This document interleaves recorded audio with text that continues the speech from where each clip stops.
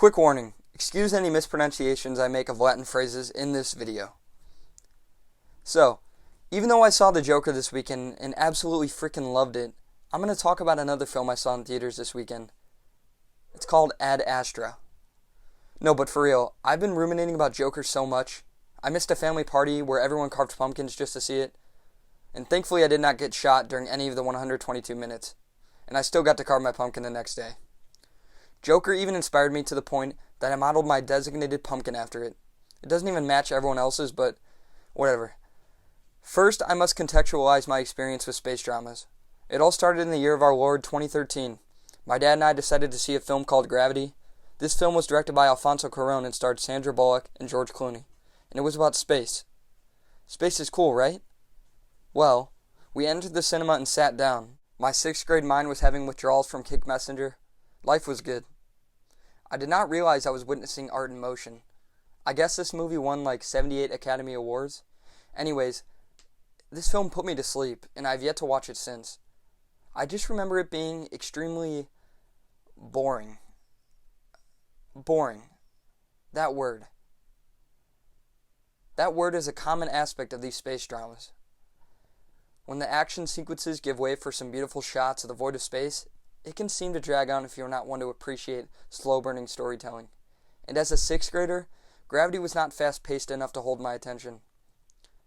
Boring is not always a bad thing, though, because I liked Ad Astra, and I believed it harnessed the risk of being boring, but turned it into something beneficial. This film took an actor like Brad Pitt and gave him 19 lines in the entire film. Brad could non-stop talk for 124 minutes, and the film would still be worth watching. But the internal torment that prolonged solitude and drifting through space causes render Roy's introverted disposition as feasible. It works. Like, what did he even do for those 79 travel days to Neptune? Play paper football? It's no wonder he seemed moody. There are scenes that are chronically silent, but this stylistic decision is effective because it supports the content of the film itself. The film is in a way soft-spoken. I cannot articulate why that description fits, but it does. Because of its consistent soft-spokenness, certain scenes are accentuated. A baboon eats a guy's face off, and I still deem this film to be soft-spoken. It goes to show that scenes like these were seldom. I find it ineffable, really, but I just cannot stop thinking about how this film unapologetically gave itself time to build an exasperation for what would happen next. It was patient. Flash forward to 2015, and I saw The Martian starring Matt Damon. By this point, I appreciated good visuals and cinematography. However, my expectations were subverted. Instead of tackling huge science fiction scenarios, this film is grounded. Most space dramas like Interstellar and Gravity are so spacious and epic, yet The Martian defied this definition and instead functions like Castaway set in space.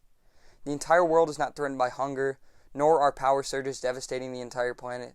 It is just a guy marooned on a different world. He also grows potatoes from his poop. Yeah, anyways, the last space drama I will mention before we get into Ad Astra some more is Interstellar. So, my Uncle Adam bought me an iTunes gift card for Christmas worth like $100. Thanks, Uncle A. I used this money to rent a bunch of movies for my trip to Florida, and whenever the sun tired me out too much after a day of beach volleyball and swimming, I would sneak inside, lay down on the futon, and watch a movie. Some of the movies I watched, if you are so curious, were Fight Club, The Black Klansman, and Bird Box. Interstellar was one of the first films I rented, but that 169-minute runtime led me to procrastinate from watching it. By the end of the week-long trip, the movie rental well had run dry, and the last title in my library left to watch was the one with the Lincoln commercial guy on the cover. I sat in an uncomfortable plane seat with an undersized tray table, and at last, I clicked the play button for Interstellar. I fucking love this movie, man. There's really not much more to it. The score was poignant, the reveals were mind-boggling, and the otherworldly rendered landscapes were breathtaking. Also, the poop potato farmer made a cameo. Interstellar is what solidified my love for extraterrestrial dramas, and there was no going back. So when Ad Astra came out, I felt obliged to see it. I saw First Man, by the way, too. And I did not like 2001: A Space Odyssey. Hold up. Why is every single film from this genre released in October? Literally. Per aspera ad astra is a popular Latin phrase meaning through hardships to the stars. The phrase is one of the many Latin sayings that uses the expression ad astra meaning to the stars. This title is so suitable for this movie, it's unreal. Ad Astra to the average English speaker like me sounds like a badass title, sure. But with a little research, it is revealed to fit the movie perfectly. It's a film about a father and a son's hardship in space. I love when a film title reveals a great deal about the plot, but it still remains obscure on the surface. For example, I just watched Ex Machina. This film is about the beginnings of private AI development. And there's an analogy built up about how God created humans and then we disposed of him, and then history repeats itself, and it is said AI will do the same to us, because we are their creators. Well, guess what? The new Latin term, Deus ex machina, is a translation of a Greek phrase and means literally, a god from a machine. So for weeks, no one was willing to accompany me in viewing Ad Astra. Finally, I forced Tyler Anthony the Sim Dog Simmons and Parker James Snovel to go with me. As we fought back fluttering eyelids of tiredness, we experienced Brad Pitt's best movie of 2019. Ad Astra looked amazing. Nothing ever caught me off guard. Even the scenes that were made up of 100% CGI looked phenomenal. It is no wonder that the same director of photography from Interstellar also worked on Ad Astra. The first scene that stood out to me was on the moon. Quick interjection. In this film, humans have colonies on Mars and the moon, so our parameters are a little extended, and going to the moon in Ad Astra is like going to Orlando in 2019. Except Roy pays the stewardess some amount over $100 for a blanket and a pillow on his way to the moon. So I guess airfare may be reasonable, but on-flight purchases in this movie are fiscally absurd. Back to my point. So Roy is driving in a UTV on the lunar surface, and there are even little highway systems made of moon rock with the green signs we have on Earth. I thought this was a cool addition. Another few vehicles appear, and it is revealed that these unidentified rovers are moon pirates. This scene actually speaks volumes. It introduces the theme that human faults were not limited to the atmosphere of Earth. Sin follows our species wherever we go. There will always be bad people with bad intentions. This reflects Roy's father's situation. Roy's father, played by Tommy Lee Jones, is named Clifford McBride. Cliff was sent out on a mission years earlier to explore the far reaches of the solar system to search for any signs of intelligent life. This mission seemed to have good intentions. However, it represents growing neglect for the intelligent life already established on Earth. Cliff demonstrates human traits such as stubbornness when he refuses to abandon the mission for the welfare of his comrades. A few of the fellow astronauts that accompany Cliff on his mission were homesick, being billions of miles away from home. Sure, that's justified. Cliff kills them for the sake of the mission. This movie is calling out humanity and innovation. Sometimes our drive to innovate and explore and search for answers leads to holism being cast aside. Holism is the idea that systems and their properties should be viewed as wholes, not just as a collection of parts. Humanity is a whole, and it should be deemed that way. Going back to the moon pirate scene, I want to urge everyone to check out the scene on YouTube whenever it is uploaded. It is so mesmerizing. They even whip out some Star Wars-esque blasters and fire it at each other. Roy's UTV drives off a moon cliff, and thankfully this film remembered that the acceleration due to gravity is insignificant compared to Earth, because they land pretty soundly. The contortions of the vehicle movement are spot on, reacting perfectly to simulate what movement of a vehicle would actually look like on the moon. A quick little chase scene in this sci-fi drama was well-deserved and entertaining. It also was not overdone and extensive, akin to The Last Jedi. A riveting factor of Ad Astra is it does not require a suspension of disbelief. Missions to the edge of our solar system and Martian settlements existing would have seemed fantastic years ago, but now it doesn't seem so far off. If we do decide to expand humanity's reach in the cosmos, if one thing's for sure, it's that it's imperative that we continue to take care of what we already have. Ad Astra's protagonist has meekness, and this results in a need for compensation. The compensation is consistent voiceovers that describe Roy's inner feelings and turmoil. I did not mind this choice. I actually think voiceovers are underutilized in cinema overall, especially when a character's opinions and emotions need to be gotten across or displayed, but they aren't. Take a character like Harry Potter, for instance.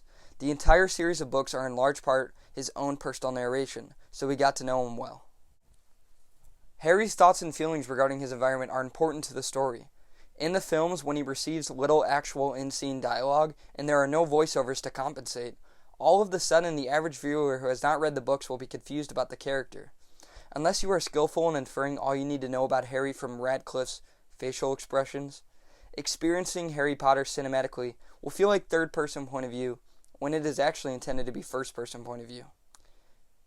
If the voiceovers and psych evaluations were not implemented to kindle Roy's self-expression, the audience would feel disconnected from the character, unable to empathize with him during scenes like the climax.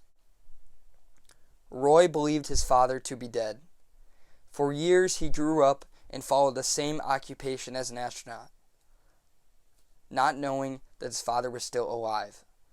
The power surges devastating the world were credited to Cliff's experiments. Roy was debriefed that his father was indeed alive, wreaking havoc on everyone for the sake of his precious research. Sounds pretty selfish. Roy was then sent out to quell his long-lost father, which leads to my next point. The theme of the unknown is developed beautifully. Flying through space, a place symbolic of the unknown, Roy is embarking to see his father, not knowing what to expect, not knowing how things will resolve. He is literally finding the unknown. His father that he has not seen since he was a teen, their relationship is unformed. They are unknown to one another. When he finally arrives, he meets a father that does not care about the world or its people, or even his wife and son. How tragic is it that Roy came all the way to meet a father who never loved him? 2.7 billion miles! Roy eventually gains control over his father, plants a bomb on the ship which will destroy the devices causing the power surges, and he persuades him to go along with him back home.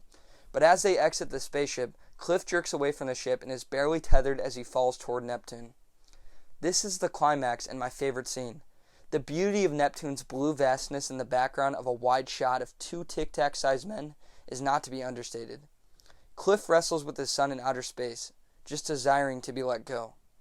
This scene is so bonkers because Roy already had to say goodbye to his father once before, and now he must do it again. Sure, the guy is a jerk, but it is his dad. There are cuts to a broad view of the two men suspended in space in front of Neptune, and it conveys how small and insignificant our human difficulties are compared to the rest of the universe. Yet, it is juxtaposed by a close-up of the father and son as the son realizes he must part ways and let go. The second greatest action sequence in this movie is Roy flying through the rings of Neptune, using a metal door off the ship as a shield from the debris. He is launching toward his ride back home. I was on the edge of my seat. This dude eyeballed his path back to the mothership and just sent it. It is extremely suspenseful as he overshoots his destination and has to reach out at the direst moment and grab the last spoke of a ladder. After we saw the movie, we went to McDonald's and talked about what we saw. I think we all liked it enough. At certain points, the quality of the visual effects was much greater than the content. The only two important plot lines consisted of the father and the son and how the relationship pans out, and then the power surges, which were intertwined. The movie felt a tad bit too long for only focusing on these two characters, I gotta say. The science behind the surges was a little too vague. It was left largely unexplored. I think it concerned antimatter, I don't recall. The half-baked science fiction created for this film serves as mere evidence that the father-son dynamic trumps the setting and topic the story is built around. By the time the credits roll, you forgot that Roy flew out to space to save the universe. They only mention once that people are actually dying from the power surges, which they are. The focus is exclusively on Roy reuniting with his dad. Completing the mission is just a collateral objective. I am simply trying to find something wrong with this movie, but it is not really working, so I think we will end this here. I would recommend most people to check out this movie if you have not already. Comment down below if you are in 7th grade and love Brad Pitt. May the Force be with you.